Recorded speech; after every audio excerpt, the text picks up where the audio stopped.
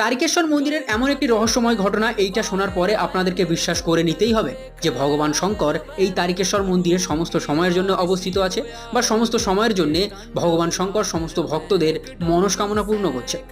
আপনারা এটা সবাই জানেন যে ভগবান শঙ্করের কাছে যেতে গেলে বা এই তারকেশ্বর মন্দিরে যেতে গেলে শেওড়াপুলি থেকে জল তুলে কমসে কম 100 বা 150 কিলোমিটার হেঁটে যেতে হয়।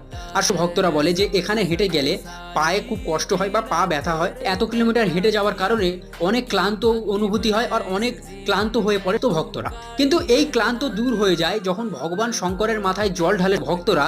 আর ঠিক তারপরে জল ঢেলে যখন দুধ পুকুর নামের একটি পুকুরে গিয়ে সমস্ত ভক্তরা স্নান করে, ঠিক তখনই সমস্ত ভক্তদের কষ্ট, সমস্ত ভক্তদের দুঃখ, সমস্ত ভক্তদের গায়ের ব্যথা বা ক্লান্তি দূর হয়ে যায়, এটা সমস্ত ভক্তরা বলে।